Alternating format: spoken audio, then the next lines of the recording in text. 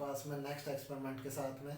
हमारा जो आज का एक्सपेरिमेंट है to preparation of urea formaldehyde resin. तो इस एक्सपेरिमेंट में हम ना यूरिया फॉर्मेल्डिहाइड रेजिन है उसकी प्रिपरेशन है उसको हम डिस्कस करेंगे, और इसमें हमारा जो कैसे हमारा जो यूरिया फॉर्मेल्डिहाइड रेजिन है वो बना है उसको डिस्कस करेंगे।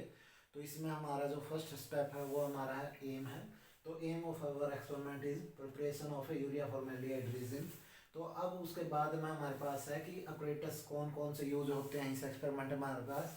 तो हमारा जो एक्सपेरिमेंट में इसमें यूज होते हैं हमारे जो अपरेटस वो है फर्स्ट जो बीकर, फिर हमारा ग्लास रोड है क्योंकि स्टीयरिंग के लिए हमारे को ज़रूरत पड़ेगी उसकी। तो फिर हमारे पास है स्मॉल मेजरिंग सिलेंडर है क्योंकि ना कोई भी जो सॉल्यूशन वगैरह मेजर करना है तो उसको हम ना इस जो सॉल्यूशन में यहाँ पे जो सॉल्यूशन वगैरह दिए होंगे उनको हम ना मेजरिंग सिलेंडर की हेल्प से हम क्या करते हैं उनको मेजर करते हैं। फिर हमारे को ना इस एक्सपेरिमेंट में है थर्ड पॉइंट वो है केमिकल रिक्वायर्ड कि इस एक्सपेरिमेंट में हमारे को कौन कौन से जो केमिकल हैं जिनकी हमारे को ज़रूरत पड़ने वाली है। वो है फर्स्ट हमारे पास एक्वस फॉर्मेल्डिहाइड, जो वो कौन सा 40% जो अमाउंट है उसका हमारे पास वो मिलना चाहिए कि जो 40% सॉल्यूशन है वो यूरिया फॉर्मेल्डिहाइड का वो चाहिए हमारे को।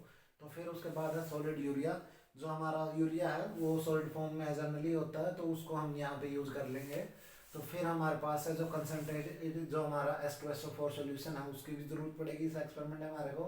और उसकी ज़रूरत इसलिए पड़ी क्योंकि हमारा जो है ना जो यूरिया और जो हमारा फॉर्मेल्डिहाइड है ना जो हमारा यूरिया है वो हमारा वीक न्यूक्लियोफाइल की तरह रिएक्ट करेगा, क्योंकि ना वहाँ पे जो हमारे पास में ना इतनी कैपेसिटी नहीं है हमारे न्यूक्लियोफाइल की वो ना जाके फॉर्मेल्डिहाइड जो रीजन है मतलब फॉर्मेल्डिहाइड है उसकी साइड पे जाके वो न्यूक्लियोफाइल की तरह रिएक्ट करे। तो इसलिए क्या है जो कंसनट्रेटेड H2SO4 है जो हमारे रिएक्शन को भी स्टार्ट करने के लिए चाहिए हमारे को, क्योंकि ना वहाँ पे क्या हो जाएगा ये स्ट्रॉन्ग इलेक्ट्रोफाइल जनरेट करने की कोशिश करेगा, उसके लिए ही हम इसको एक्सपेरिमेंट में इसमें यूज़ कर रहे हैं।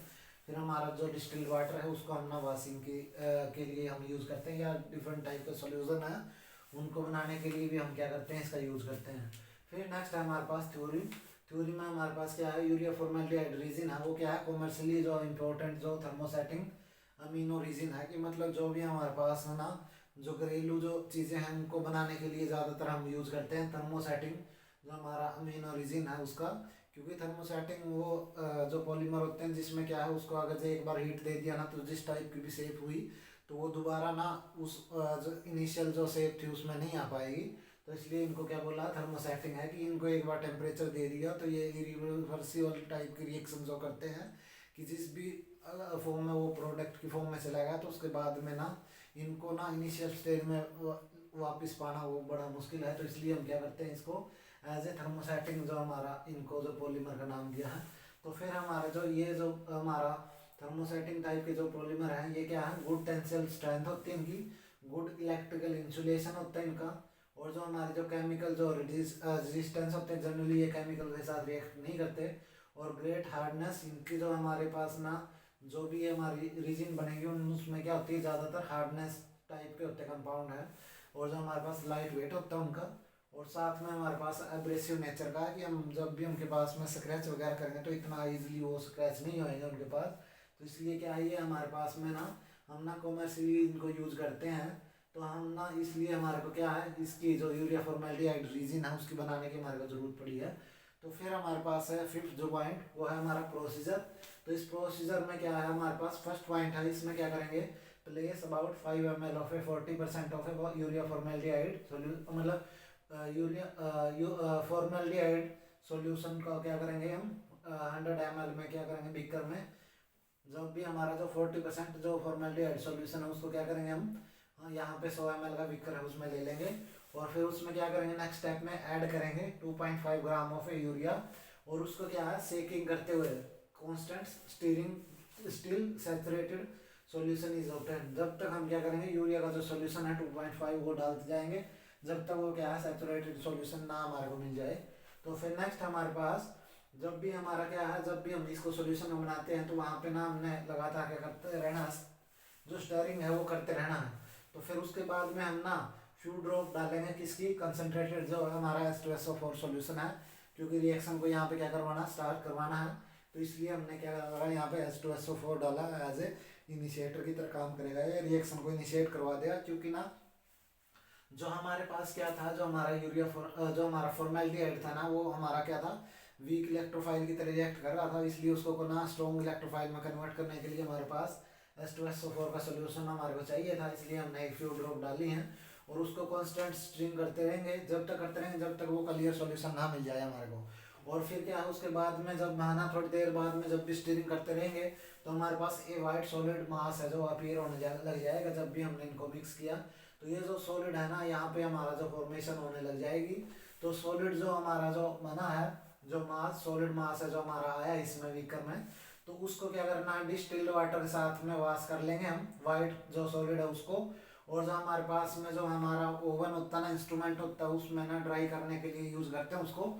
तो उसमें क्या है जो फिल्टर पेपर के साथ में पहले तो क्या करेंगे, इसको जो हमारा जो मिक्सर मिला था इसमें कौन सा जो हमारा वाटर जो हमारा जो एक्वस सोल्यूशन था जो, और उसमें ना डिस्टिल्ड वाटर डालने के बाद में हमने उसको फिल्टर कर लेना। जो सॉलिड मास बचेगा किसका, जो रीजिन का, उसको सुखा लेना है किसमें, ड्राई कर लेना है इसमें ओवन में। और ड्राई करने के बाद में फिर हम उसका क्या कर लेंगे, जो वेट है वेट कर लेंगे। और वेट करने के बाद में जो भी हमारा वेट होगा वो हमारा क्या है जो हमारी जो यील्ड है वो प्रोडक्ट में हमारे को मिल जाएगा। तो इस वजह से हमारा फिर क्या है ये रिजल्ट लिख लेंगे कि ये वाइट सॉलिड किस टाइप का कलर, उसका वाइट टाइप का कलर आएगा। तो वहाँ पे हमने लिखना कि जो इसका कलर क्या है वहाँ वाइट है। और जो हमारे पास में जो हमारा जो वाइट जो ब्रांच जो चैन कोपोलीमर मिला हमारे पास, वही क्या है यूरिया फॉर्मेल्डिहाइड रीजिन ऑब्टेन हुआ हमारे पास। और उसकी जो यील्ड नियरली क्या है 6.7 ग्राम हमारे को यील्ड मिली है इसकी। तो फिर हम बात करते हैं जो ये एक्सपेरिमेंट हमने यहाँ पे परफॉर्म किया है, तो इस एक्सपेरिमेंट में हमारे को किन किन चीज़ों का ध्यान रखना चाहिए। फर्स्ट जो हमारे को ध्यान रखना चाहिए, जब भी हम क्या करेंगे, जब ये जो सॉल्यूशन है उनको मिक्स करने के बाद में जब H2SO4 की जो ड्रॉप वगैरह डालते हैं तो उसमें ना हमने ना ज़्यादा दूर होके डालना है। और उसमें भी क्या करना, ग्लव्स वगैरह पहन लेने हैं। और जो हमारे पास जो हमारा अप्रन है या फिर हमारा जो कोट है उसको डाल लेना है। और उसके बाद में हमारे को क्या करना, उसमें ड्रॉप है 2-3 डालनी है। और जो कई बार क्या है जो ये रिएक्शन ना एक्सोथर्मिक नेचर की है, तो इस वजह से क्या है हमारे पास, तो उससे थोड़ा दूर ही रह के हमने क्या करना उसमें डालना है कि कहीं वो ज़्यादा विग्रस ना हो जाए।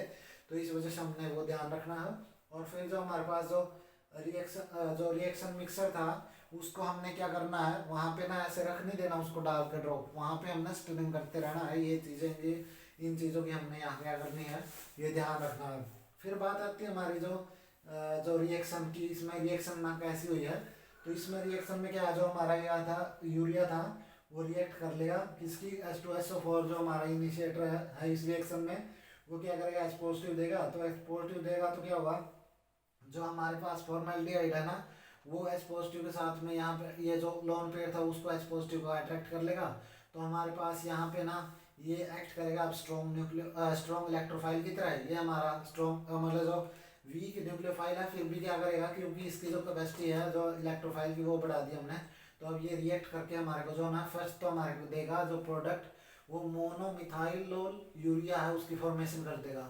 अब क्या है जो फिर फर्दर क्या होगा, फॉर्मेल्डिहाइड से रिएक्ट करेगा जो हमारा H2SO4 का H, और फिर वो उसको स्ट्रॉन्ग जो क्या बना देगा इलेक्ट्रोफाइल बना लेगा। तो फिर हमारा दूसरा मोलिक्यूल है उसको लोन पेयर इस पर डायरेक्ट अटैक करेगा। तो अटैक करने के बाद में प्रोडक्ट हमारा क्या बना देगा, वो डाई मिथाइलोल यूरिया है उसकी फॉर्मेशन कर देगा। और फिर क्या जो ये यूनिट हमारे पास मिली है काफ़ी, वो एक दूसरे के साथ में क्या कर जाएंगे, कंडेंस कर जाएंगे। और कंडेंस करने के बाद में हमारा जो क्या है क्रॉस लिंक्ड जो यूरिया फॉर्मेल्डिहाइड रीजन है उसकी फॉर्मेशन कर देगा इस एक्सपेरिमेंट में।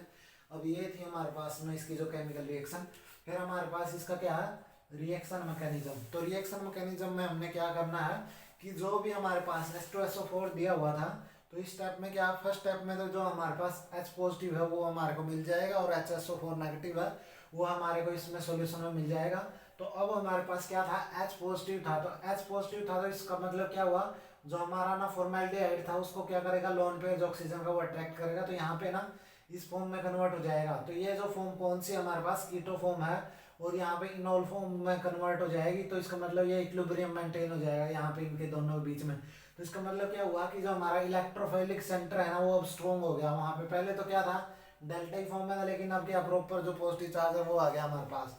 तो अब क्या है इसमें जो हमारा वीक न्यूक्लियोफाइल था वो भी क्या है रिएक्ट करने के बाद में ये जो हमारा इस टाइप की स्टेट बना लेगा। अब जो स्टेट में क्या है जो हमारा नाइट्रोजन है ना वो क्या है फोर साइड से बाइंडेड है, तो इस वजह से क्या है तो यहाँ पे पॉजिटिव चार्ज है। तो उसको रिमूव करने के लिए जो हमारा क्या आज यहाँ पे इसकी इंस्टेबिलिटी को ना स्टेबलाइज करने के लिए जो हमारा कंजुगेट बेस बचा था किसका, एसिड का, तो वो क्या करेगा, यहाँ से H प्रोटॉन निकाल के ले जाएगा और H2SO4 है उसकी फॉर्मेशन कर देगा, और यहाँ पे मोनो मिथाइलोल यूरिया है उसकी फॉर्मेशन हो जाएगी यहाँ पे। फिर नेक्स्ट स्टेप में क्या होगा, जो सिमिलरली ऐसे ही जो क्या है H पॉजिटिव वहाँ से मिल जाएगा, H पॉजिटिव मिलेगा तो यूरिया जो ये फॉर्मल्डिहाइड था क्या कर देगा, इसके साथ रिएक्ट करेगा, ये स्टेट बनाएगा। तो फिर जो मोलिक्यूल जो दूसरा जो हमारे पास अमोनिया का जो NH2 बचा था उसका जो लोन पेयर फिर इसके साथ कंबाइन करेगा, तो फिर ये इस टाइप की स्टेट बना लेगा। यहाँ से फिर पॉजिटिव चार्ज को ये कंजुगेट बेस है क्या करेगा, यहाँ रिएक्ट करके H2SO4 उसकी फॉर्मेशन कर देगा। तो फॉर्मेशन करने के बाद में प्रोडक्ट हमारा क्या मिल जाएगा, डाईमिथाइलोल यूरिया है उसकी फॉर्मेशन हो जाएगी। अब जो हमारे पास में ना जो ये यूनिट आएंगी जो किसकी, डाईमिथाइल यूरिया, वो एक दूसरे के साथ में कंबाइन करके यहाँ पे ना कंडेंसेशन रिएक्शन है उसकी फॉर्मेशन कर देगी। तो कंडेंसेशन रिएक्शन होने के बाद में जो क्रॉस लिंक जो प्रोडक्ट है हमारा वो हमारे को ऑब्टेन हो जाएगा।